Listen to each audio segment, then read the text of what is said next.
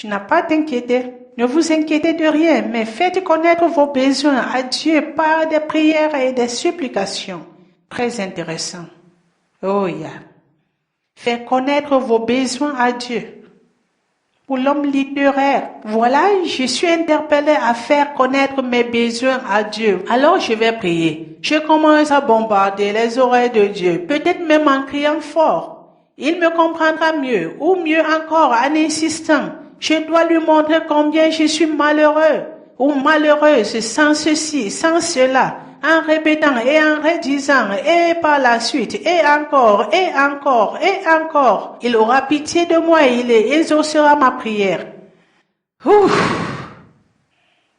Mon frère, ma sœur, tu es complètement à côté ici. Si telle était ton attitude, il n'est pas tard, change. C'est pourquoi Dieu t'envoie ce message aujourd'hui pour te dire que mon enfant, voilà le chemin. Saisis alors le chemin. C'est l'occasion. C'est l'occasion. Saisis le chemin et Dieu t'écoutera. Je vais un peu tarder sur ce point parce qu'il fait l'un des points très importants dans notre thème prière. Faites connaître vos besoins à Dieu. Bien sûr que Dieu connaît tout ce dont j'ai besoin.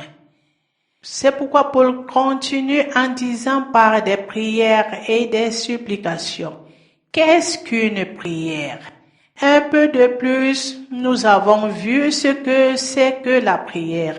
La prière est un art de communication très humble, sous forme d'un monologue en espérant avoir la réponse après.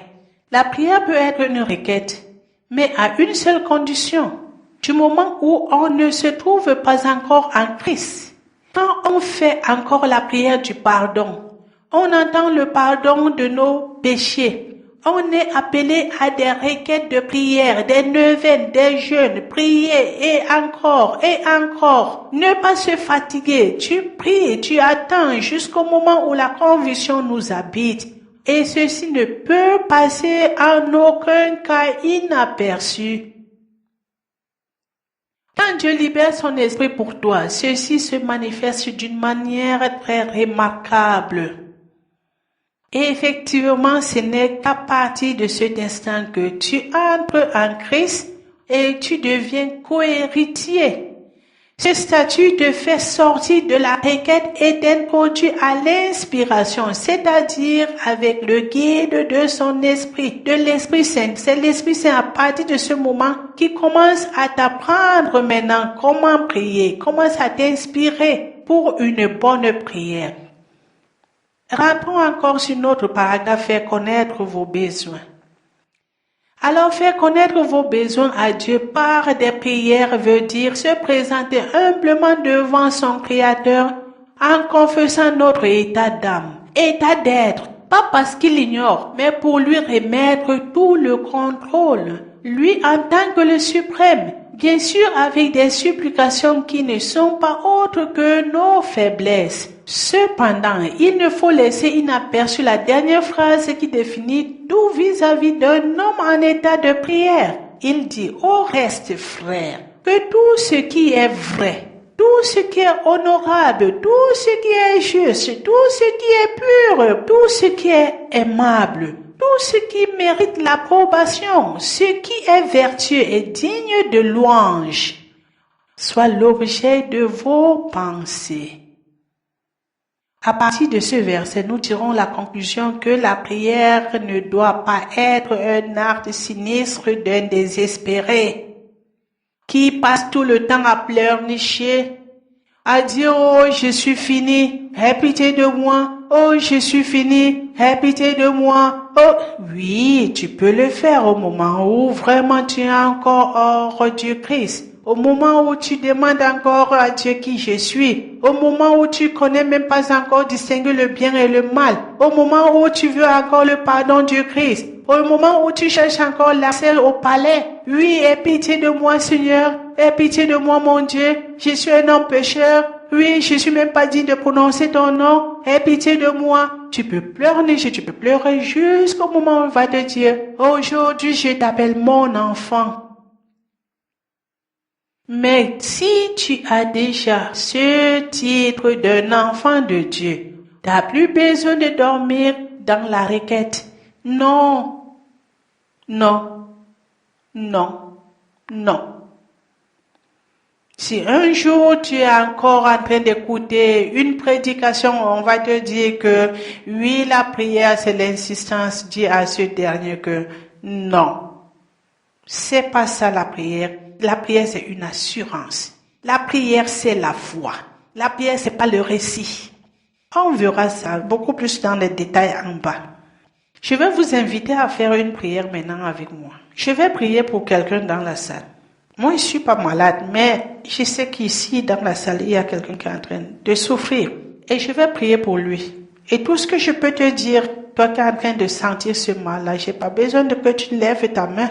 Mais dis-toi tout simplement, dès que je vais finir de faire cette prière maintenant, tu vas dire que je suis guéri. Tu reçois la guérison que Dieu t'a donnée. Et un jour, tu viendras témoigner. Je fais la prière d'un malade. Prions. Éternel Dieu Tout-Puissant, Tout-Suffisant, le Créateur de tout l'univers, mon Créateur, que ton nom, ô Éternel, soit sanctifié sur toute la terre tant que dans les cieux. Je te bénis du fait que tu m'as créé et tu m'as racheté pour être devenant ton image.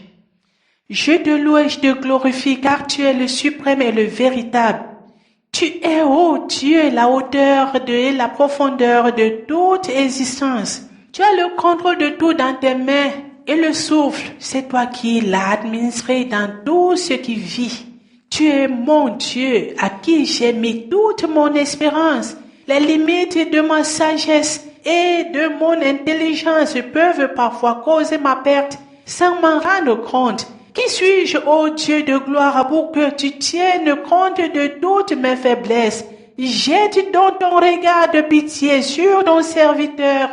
Ô Dieu, viens à mon aide. Opère toi-même la profondeur de mes douleurs et délivre-moi du chagrin qui pourrit mon âme. Ô Dieu, à toi je mets ma confiance, à toi je mets mon espérance. Je veux te louer, te célébrer durant toute l'éternité. Mais sans force, comment je te louerai-je? Je remets mon corps et mon âme dans tes mains. Toi, Dieu de gloire, mon espérance est à toi. Exauce-moi, ô Éternel, au nom de Jésus de la croix, qui a promis l'exaucement de toute prière qui s'élève vers toi. En son nom, avec cette promesse, ô Dieu de gloire, je sais que je suis à l'instant même guéri au nom de Jésus-Christ. Amen. Et sois au nom de Jésus. Et je te déclare à l'instant même guéri au nom de Jésus. Amen. Amen. Voilà un exemple d'une prière qui résume tout. Des louanges à la confession jusqu'aux supplications. Mais ce n'est pas les mots qui sont prononcés là qui vont me guérir, qui vont te guérir. Plutôt la foi que j'ai en celui à qui j'ai adressé ces mots, qui m'accordera la guérison.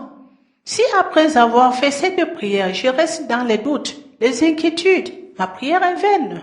Elle est vraiment vaine. Et si je prends cette foi-là, je dis, là où je suis guéri parce que Dieu, il a promis la guérison à toute personne qui croit en lui. Il a dit que si tu es dans la détresse, invoque-moi et je te répondrai. Et maintenant, je l'ai invoqué. Après que je l'ai invoqué, j'ai la ferme conviction qu'il m'a écouté et qu'il a aidé là. Il m'a guéri. Tu vas vivre cette guérison. Parce qu'il n'est pas un Dieu qui se repent devant sa promesse. Je peux encore se repentir devant le mal qu'il a promis de faire. Si tu reviens pour lui demander pardon, il se repent et il retire le mal. Mais quand il a promis que ça je te donnerai, il va jamais se repentre. Il va te donner ça. Il va te donner ça pour sa gloire. Pas parce que tu as mérité. Alléluia. Adressez vos prières à Dieu et non envoyez les prières vers Dieu. C'est cette prière qui est adressée à Dieu avec foi qui a la puissance. La question est de savoir comment prier avec puissance. Beaucoup demanderont, mais y a-t-il certaines prières qui ne sont pas adressées à Dieu? La remarque à faire ici, qu'on parle des prières adressées à Dieu, il est souvent dit vers Dieu. Es-tu sûr que si tu envoies ta prière vers Dieu, arrivera-t-elle? Ça, c'est une question. Je crois que plusieurs resteront aussi plantés ici au mot, mais il ne s'agit pas de jeu de mots ici, à ou bien vers. Le sens réel du thème, c'est que pour que ma prière soit celle qui est adressée à Dieu, il faut que je m'approche sincèrement d'une façon positive et consciente quand je prie, ayant une certitude que Dieu est avec moi en ce moment-là, étant convaincu que je suis dans la présence de ce Dieu. Or, dans nos prières, la pensée de Dieu n'entre en réalité que pour une faible part. Notre esprit est absorbé par des choses dont nous en avons besoin et non par la pensée de Tout-Puissant. Ou souvent, nous ne sommes occupés ni par nos besoins, ni par la pensée du Tout-Puissant. Sinon, notre esprit nage à travers le monde. Avec ce genre de prière, nous pouvons être sûrs qu'elle ne traverse même pas le niveau, la longueur de nos cheveux. Et pourtant quand nous entrons à la recherche de la présence de Dieu, quand nous sommes face à face de lui et lui exposer l'objet de nos requêtes, alors il y a de la puissance dans la prière. Sa présence nous rassure qu'il nous écoute. S'il nous écoute, alors il est prêt à exaucer nos prières. Et ceci est possible que par la présence du Saint-Esprit qui nous conduit à son tour sur le plan de notre Créateur. Dieu pourvoira. Exprimez vos besoins. Mon Dieu pourvoira à tous vos besoins selon sa richesse avec gloire en Jésus-Christ. Philippiens 4, 19. C'est pas les paroles de Maman Alice. C'est les paroles de Dieu. Ce verset contient une promesse merveilleuse, incroyable et illimitée concernant la couverture de nos besoins. On parlait des besoins, pas des désirs. Notez bien la formulation de ce verset. Dieu pourvoira. Il n'est pas dit Dieu peut éventuellement pourvoir, mais Dieu pourvoira. C'est une affirmation, une confirmation. Cette promesse nous est régulièrement faite dans les Saintes Écritures. Notre ancêtre de la foi, Abraham, l'avait dit. Les prophètes, le Seigneur Jésus, lui avait dit. L'apôtre dit aussi ici. C'est une affirmation. Dieu pourvoira à tout. 3 points de suspension. C'est pas dit à certains de vos besoins, mais à tous. Juste avoir la foi et le reste est au complet. Je vais encore attirer votre attention ici. Remarquez cependant qu'il n'est pas dit Dieu pourvoira à toutes vos envies. Parce qu'il y a une grande différence entre les besoins et les désirs. En tant que parent, je vous poserai la question de savoir si vous donnez tout ce que vos enfants vous réclament. Moi, j'espère que non. Si vous ne le faites pas, c'est parce que vous les aimez. De la même façon, votre Père Céleste vous aime aussi. Il ne va pas vous donner tout ce que vous désirez, mais tout ce qui est nécessaire pour vos vies. Eh oui. Si on se met à regarder le tour du manquement dans les milieux soi-disant chrétiens, nous tirerons la conclusion que Dieu est un menteur. Est-ce vrai que Dieu est un menteur?